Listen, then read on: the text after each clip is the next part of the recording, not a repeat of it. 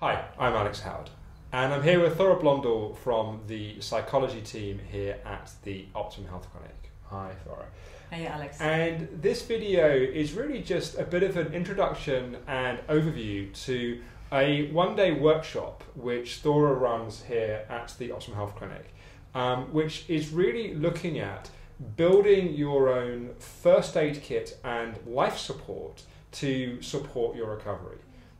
What do we mean by that? It's an interesting question, isn't it? Yeah, so what I mean is that when we're in the thick of a situation where our symptoms are really severe, we're in a very heightened emotional state, things like doubt, things like mental tennis really running riot, certain things where we just need that something, we need that first aid to help us get that space to then shift.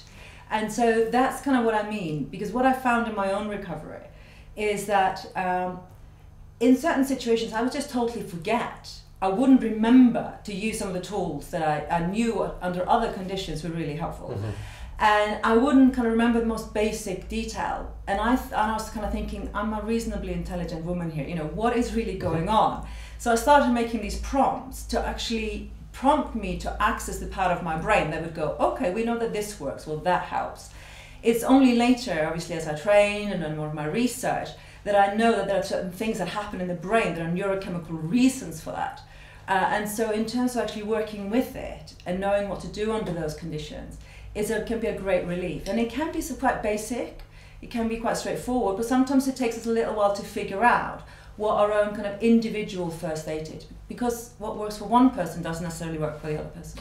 And I guess part of the principle is that the times that we most need our own support are often the times we feel the least resourceful to be able to support ourselves. Exactly, that kind of stuff. So feeling, first of all, resourceful and knowing what I need, it just goes out the window.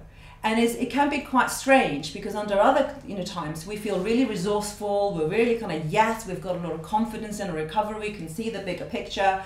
Then there's a real sort of flare up in symptoms or something happens and doubt just crashes in. And we sometimes need to kind of contain it before we can actually resolve it, if that makes sense. And that really is the first aid. And that's kind of what I say sometimes, like if you get to a scene of an accident or you cut your finger, you just stop the bleeding before you then do anything to actually resolve the issues that have come out of that situation. Because I think often when we do come out of a situation like that, of course with hindsight we can look back and go, oh, well if I'd done this or done that, it would have been an easier process to come out of it. And also sometimes less destructive. For things like anger.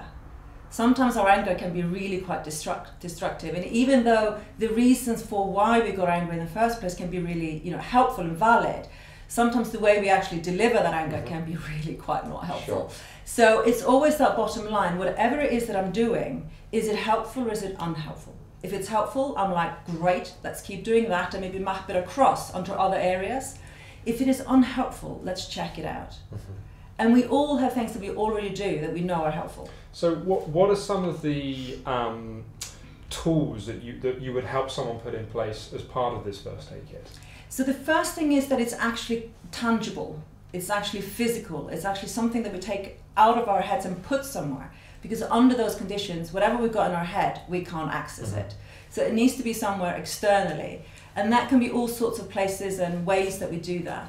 And they are prompts that help us either access certain emotional states or they're actually activities. Things like coming to your breath. Also, I mean, most of our patients know I'm not English, although I've been here like 15 years. You're an adopted English. Yeah, I'm almost here. But what I love about this country and this culture is that whatever happens, go and make a cup of tea. It's just it's a brilliant way to just pause, get our bearings, and then take action. So that could be something in our first aid kit. It could even be a specific type of tea.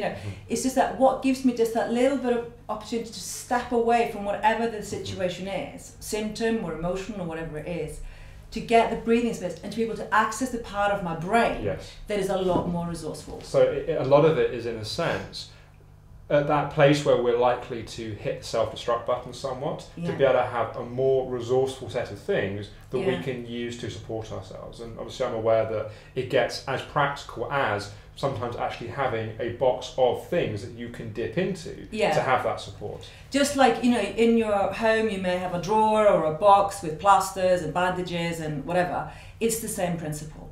Some people like it to be a box. Some people, I mean, one of my patients, he's got photos of different prompts or ideas or places or people on his fridge door. So every time he goes to the fridge, he gets reminded of, this is what works for me.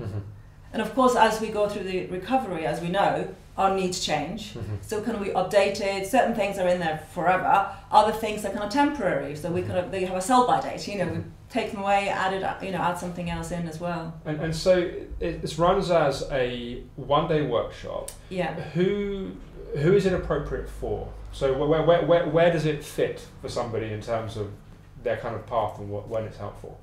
So I think the sort of key criteria is that people are or have done some work on the psychology side, because we are building on the principles that people learn in the 90-day program, telephone treatment program, conscious transformation, you know, Linda's meditation course. You know, all of that is stuff that we draw on the workshop. So to have engaged in some of that work is the key criteria. Then we have had people both who are at the beginning starting to build their first aid kit for the first time, people who are sort of midway through the recovery. And like on one workshop last year, there was somebody who was actually now fully well and recovered, but actually wanted to make her first aid kit for kind of well-being rather than for recovery. Maintaining recovery. Exactly, and sort of moving more into kind of that fully living and work, and to have those resources more applicable to that kind of stage of living.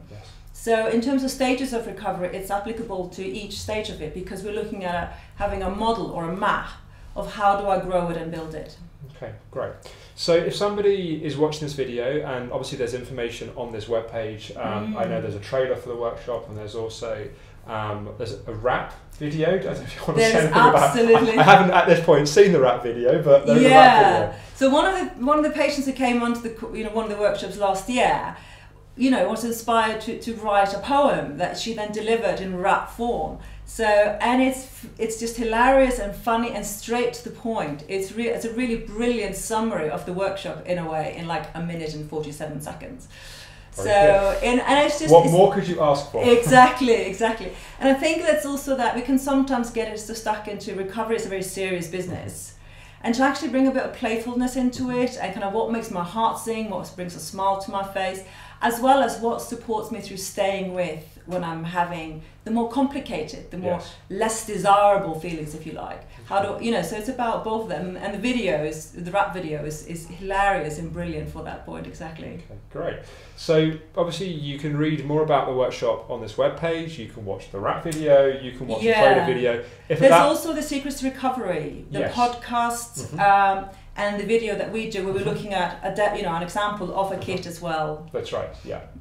So if anyone's watching this, they've got any questions about attending the workshop, I guess they can email you, Thora@theoptimumhealthclinic.com. That'll be on the webpage as well. Thank you, Thora. Thank you for watching, and we look forward to talking with you again on one of these videos, hopefully very soon. Thank you.